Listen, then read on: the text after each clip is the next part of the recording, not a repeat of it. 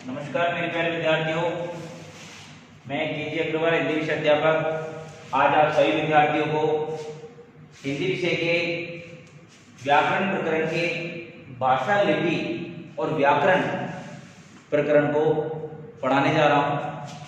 भाषा के विषय में हम लोगों ने पिछली वीडियोज में काफी कुछ पढ़ लिया था। इसके बाद हमारा नेक्स्ट टॉपिक जो चालू हुआ था वह था लिपि।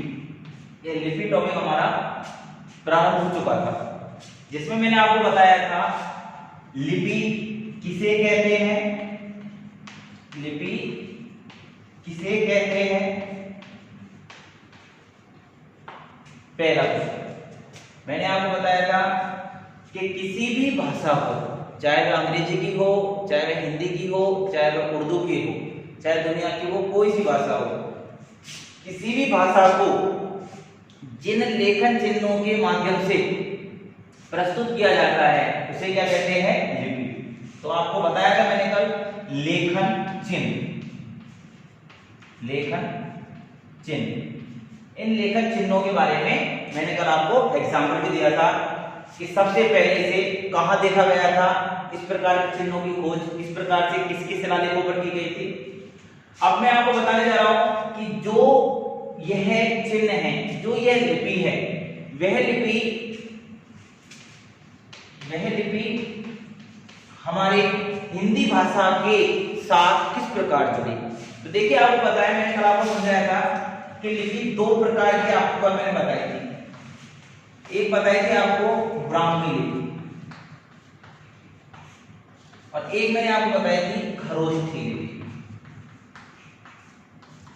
यह जो लिपि है इधर वाली, इसका भारत देश में प्रयोग नहीं किया जाता, यह पाकिस्तान की लिपि है।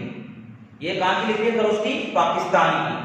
जबकि ब्राह्मी जो लिपि है, यह ब्राह्मी लिपि हमारे भारत की लिपि है। तो हमें इस ओर तो केवल और केवल सामान्य ध्यान रखना है कि खरोष्ठी लिपि एक लिपि होती है। बाकी आपको जो मेन फोकस करना है वो इस टॉपिक पर करना है, ब्राह्मी लिपि पर। ब्राह्मी लिपि से देवनागरी लिपि का उद्भव हुआ। देवनागरी लिपि का उद्भव हुआ किस लिपि से हुआ, ब्राह्मी लिपि से। ब्राह्मी लिपि से देवनागरी लिपि का उद्भव हुआ, जो कि हमारे हिंदी भाषा की लिपि है। जो कि हमारे किस भाषा की लिपि है, हिंदी भाषा की लिपि है। यहां पर आपके सामने क्या प्रश्न बना है कि देवनागरी लिपि का उद्भव किस लिपि से हुआ है। देवनागरी लिपि का उद्भव किस लिपि से हुआ है, ब्राह्मी लिपि से हुआ है। बहुत महत्वपूर्ण प्रश्न है, ये पूछा जा सकता है एक अंक में। एक अंक में आपसे पूछा जा सकता है कि देवनागरी लिपि का उद्भव किस लिपि से हुआ है, तो ब्राह्मी लिपि से हुआ है। अब सुनिए आप, हमारे हिंदी भाषा की लिपि मैंने अभी आपको बताई है देवनागरी लिपि है। अब हमारा लिपि से संबंधित दूसरा प्रश्न क्या बन सकता है, वह प्रश्न बन सकता है देवनागरी लिपि,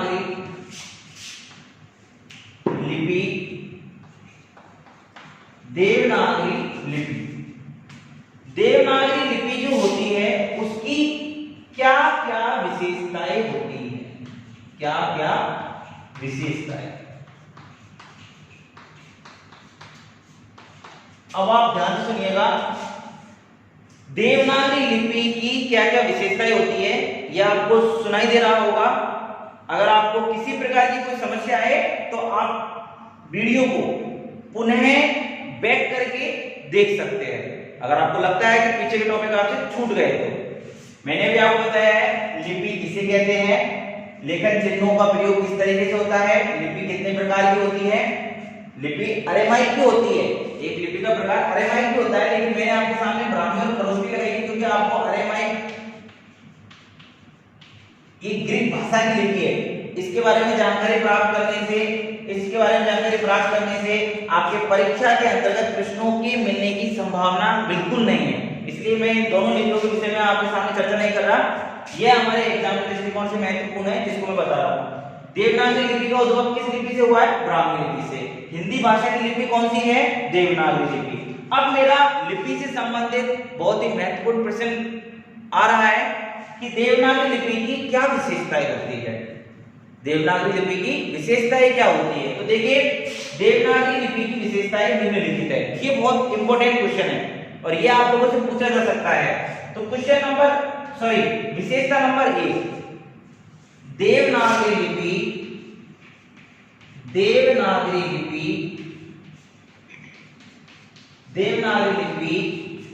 सभी लिपियों में सरल व सहज है। देवनागरी लिपि सभी लिपियों में सरल व सहज है। देवनागरी लिपि सभी लिपियों में कैसी है? सरल व सहज। आगे सुनिए, मैं इसको थोड़ा सा साफ कर देता हूं क्योंकि वहां पर आपको दिखाई देने में थोड़ी समस्या हो रही होगी, तो मैं आपको बताता हूं देवनागरी लिपि की विशेषता है। तो देवनागरी लिपि की पहली विशेषता मैंने क्या बताई है मेरे प्यारे विद्यार्थियों? कि यह लिपि सरल व सहज है। नंबर दूसरी विशेषता है इसकी कि देवनागरी लिपि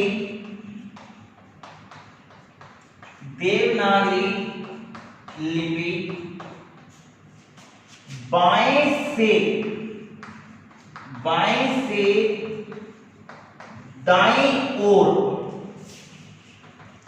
दाईं ओर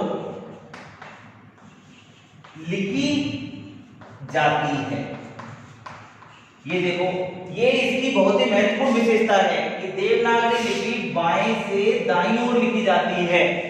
बाएं से दाएं मतलब लेफ्ट टू राइट।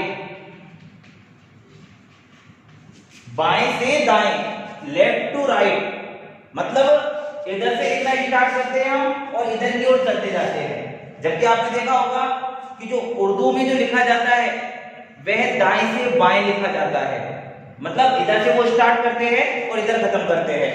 तो मैंने आपको बताया देवनागरी लिपि सरल में सहज लिपि है। दूसरी विशेषता बताया देवनागरी लिपि बाएं से दाईं ओर लिखी जाती है। नंबर 9, देवनागरी लिपि में शिरोरेखों का प्रयोग किया जाता है। शिरोरेखों का प्रयोग किया जाता है। देवनागरी लिपि में किसका प्रयोग किया जाता है मेरे प्यारे विद्यार्थियों? शिरोरेखों का। अब शिरोरेख क्या होते हैं आप सब जानते हो। जैसे मैंने आपके सामने लिखा के, तो के ऊपर मैं इस तरीके की शिरोरेखा लगाता हूं। तो ये हमारी हिंदी भाषा के अंदर होती है। किस भाषा के अंदर होती है? हिंदी भाषा के अंदर होती है, अर्थात संस्कृत भाषा के अंदर भी होती है। लेकिन आपको पता होना चाहिए कि ये दोनों जो भाषाएं हैं जिनमें शिरोरेखों का प्रयोग हो रहा है, ये दोनों ही भाषाओं की लिपि कौन सी है मेरे प्यारे विद्यार्थियों? देवनागरी। बात समझ में आई आप लोगों के? देवनागरी लिपि सरल व सहज होती है। देवनागरी लिपि बाएं से दाएं लिखी जाती है। देवनागरी लिपि में शिरोरेखों का प्रयोग किया जाता है। नेक्स्ट विशेषता की अगर मैं बात करूं आपसे, तो आप सभी को पता है कि देवनागरी लिपि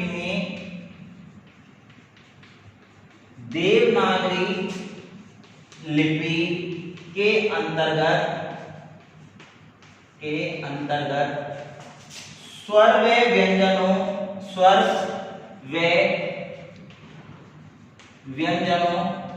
को देवनागरी लिपि में स्वर व व्यंजनों को अलग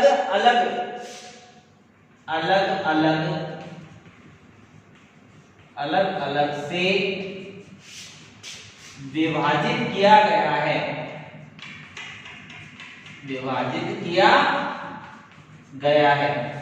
नीचे आपको दिखाई नहीं दे रहा होगा, मैं आपको एक बार बोल रहा हूं। देवनागरी लिपि में स्वर और व्यंजन, ध्यान से सुनना मेरे प्यारे विद्यार्थियों, नीचे जो आपको दिखाई नहीं दे रहा उसको बोल रहा हूं मैं। देवनागरी लिपि में स्वर और व्यंजनों को अलग अलग विभाजित करके लिखा गया है। कैसे? जैसे आपको पता है हमारे पहले स्वर है ऐसे लेके और औ तक, फिर हमारे व्यंजन है कैसे लेके और गे तक। तो इस तरीके से स्वर और व्यंजन हिंदी में है, स्वर और व्यंजन हिंदी में, लेकिन अंग्रेजी में एक साथ आते हैं, जैसे A B C D E. अब देखो एक स्वर यहाँ है, फिर व्यंजन, फिर व्यंजन, फिर व्यंजन और फिर स्वर। तो इस तरीके से हिंदी में जो देवनागरी लिपि है, उस देवनागरी लिपि के अंदर स्वर और व्यंजनों को विभाजित करके अलग अलग तरीके से लिखा गया है। तो मैंने आपके सामने देवनागरी लिपि की 4-5 विशेषताएं बताई है। इन विशेषताओं को आप कॉपी में नोट करोगे। आप लोगों को मैंने देवनागरी लिपि की विशेषताओं के साथ देवनागरी लिपि किस भाषा की लिपि है ये भी बता दी। अब आपके सामने एक नया प्रश्न, और आज की वीडियो का अंतिम प्रश्न रहेगा ये कि जो देवनागरी लिपि है वह देवनागरी लिपि की कौन कौन सी भाषाएं होती है। हिंदी तो आप लोगों को पता है, तो आपको ध्यान में रखना है मेरे प्यारे विद्यार्थियों, देवनागरी लिपि की हिंदी, संस्कृत और नेपाली, हिंदी, संस्कृत, नेपाली जैसी कई भाषाएं इस दुनिया में पाई जाती है। बात समझ में आई आपके? हिंदी, संस्कृत, नेपाली, 3 उदाहरण आपको याद रखना है। एग्जाम में कम से कम 2 उदाहरण तो पूछता है। तो आप लोगों को ध्यान रखना है हिंदी, संस्कृत और नेपाली जो भाषाएं हैं उनकी लिपि कौन सी है मेरे प्यारे विद्यार्थियों? देवनागरी लिपि है। तो यहाँ तक मैंने आज आपको लिपि से संबंधित जो जानकारी दी है, इन जानकारियों को मैं आज कंप्लीट कर चुका हूँ। आप लोगों को इनको ध्यान से सुनना है, समझना है और अपनी कॉपी में अवश्य लिखना है। लिपि का प्रकरण समाप्त होता है। अब हमारा अगर हम बात करें तो हमारे पहले व्याकरण के प्रकरण में एक अंतिम प्रकरण बचता है जिसका नाम है व्याकरण। जिसका नाम क्या है? व्याकरण। तो व्याकरण के विषय में भी आप थोड़ा ध्यान से सुनोगे और समझोगे। इसके बाद हमारा ये पहला टॉपिक कंप्लीट हो जाएगा, भाषा, लिपि और व्याकरण से संबंधित। व्याकरण की मैं बात करूं तो यह आपके इस प्रकरण में नंबर 3 पर दिया गया है। इसका अर्थ क्या है? सबसे पहले आपको ध्यान में रखना है कि व्याकरण होती क्या है। तो व्याकरण का अर्थ होता है विश्लेषण करना, विश्लेषण करना। अब आपसे बात करूं इसकी परिभाषा की, तो किसी भी भाषा को संशोधित रूप में प्रस्तुत करने के लिए, किसी भी भाषा को संशोधित रूप में प्रस्तुत करने के लिए जो इकाई काम में ली जाती है उसे व्याकरण कहते हैं। उसे क्या कहते हैं? व्याकरण कहते हैं। और व्याकरण का शाब्दिक अर्थ क्या होता है मेरे प्यारे विद्यार्थियों? विश्लेषण करना। शाब्दिक अर्थ की बात करें कोई आपसे कि व्याकरण का शाब्दिक अर्थ क्या होता है, तो शाब्दिक अर्थ में क्या बताओगे आप? विश्लेषण करना।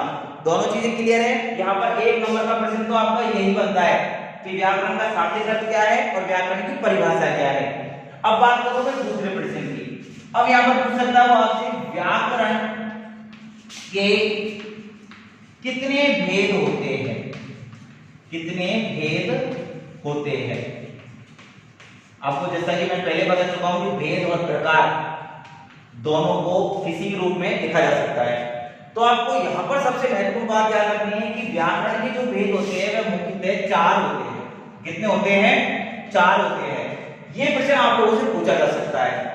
सबसे पहले हम पढ़ते हैं वर्ण, सबसे छोटी इकाई। इसके बाद हम पढ़ते हैं शब्द, इसके बाद पढ़ते हैं हम शब्द, और इसके बाद जानकारी लेते हैं पदों की। किनकी जानकारी लेते हैं? पदों की। पहले वर्ण की जानकारी लेते हैं, फिर शब्द की जानकारी लेते हैं, और फिर किसकी जानकारी लेते हैं? नंबर 3 पर पद की। और नंबर 4 पर जो जानकारी हम लेते हैं वह लेते हैं वाक्य की। किसकी लेते हैं? वाक्य की। तो आप सबको पता है वर्ण, शब्द और पद और वाक्य ये किसके भेद हैं? व्याकरण के भेद है। कितने भेद हैं? 4। अब देखिए वर्ण, वर्ण किसे कहते हैं? हिंदी व्याकरण की सबसे छोटी, हिंदी व्याकरण की सबसे छोटी जो लिखित ध्वन्यात्मक इकाई होती है, हिंदी व्याकरण की सबसे छोटी जो लिखित ध्वन्यात्मक इकाई होती है उसे वर्ण कहते हैं। बात समझ में आई आपके? वर्ण आपको पता है, जैसे मैंने आपके सामने लिखा ए, के, खे, ये सब क्या है? वर्ण है। इसके बाद बात करें शब्द की, तो शब्द किसे कहते हैं? वर्णों से मिलकर जो सार्थक समूह बनता है, वर्णों से मिलकर जो सार्थक समूह बनता है उसे क्या कहते हैं मेरे प्यारे विद्यार्थियों? शब्द कहते हैं। तो जैसे मैंने आपके सामने लिखा उसी प्रकार से मैंने लिखा के, में और ले, ये तीनों तो अलग अलग वर्ण हैं, अब तीनों को मिला दिया तो क्या बन गए, ये शब्द बन गए। अब हमारा नेक्स्ट है पद। तो आप ध्यान रखना, शब्द और पद में बड़ा ही माइनर अंतर होता है। शब्द क्या होता है कि जब किसी शब्द को अकेले यूज किया जाता है तो वह शब्द रहता है, लेकिन अगर उस शब्द को किसी वाक्य में प्रस्तुत किया जाता है तो वह शब्द पद बन जाता है। जैसे मैंने आपके सामने लिखा कमल, तो कमल यहाँ पर अकेला लिखा हुआ है इसलिए क्या है, शब्द, लेकिन मैंने आपके सामने लिख दिया कमल खिल रहा है, खिल रहा है, तो यहां पर ये कमल पद कहलाएगा। क्यों? क्योंकि इसका प्रयोग किसमें किया गया है, वाक्य में किया गया है। तो शब्द और पद में अंतर आपके समझ में आ गया होगा। बात करूं मैं वाक्य की, जो कि आपका अंतिम भेद है। वाक्य किसे कहते हैं आप सब जानते हैं, शब्दों के सार्थक, शब्दों के सार्थक, भावार्थक, जिसका कि कोई ना कोई भाव सिद्ध होता हो, शब्दों के सार्थक भावार्थक रूप को वाक्य कहते हैं। अर्थात भावार्थक दृष्टि से देखोगे तो यह व्याकरण की सबसे छोटी इकाई है, क्योंकि भाव जिससे प्रकट होते हैं ना वो केवल और केवल वाक्य से ही प्रकट होते हैं। तो इसलिए हमने भी देखा कि हमारे व्याकरण की परिभाषा क्या है। किसी भी भाषा को संशोधित करने के लिए जिस इकाई का प्रयोग किया जाता है उसे क्या कहते हैं, व्याकरण। व्याकरण का शाब्दिक अर्थ क्या है, विश्लेषण करना, अर्थात किसी का वर्णन करना। व्याकरण के कितने भेद होते हैं, 4 भेद होते हैं, वर्ण, शब्द, पद और वाक्य। इन चारों की डेफिनेशन मैंने आपको क्लियर कर दी है। व्याकरण से संबंधित हमारा प्रथम जो प्रकरण था वह आज इस वीडियो के माध्यम से कंप्लीट होता है। कल से हम हमारे पाठ्य पुस्तक संबंधी चैप्टर है उन पर चर्चा करेंगे। आपने इतना समय इस वीडियो को सुनने के लिए दिया, आपको बहुत बहुत धन्यवाद।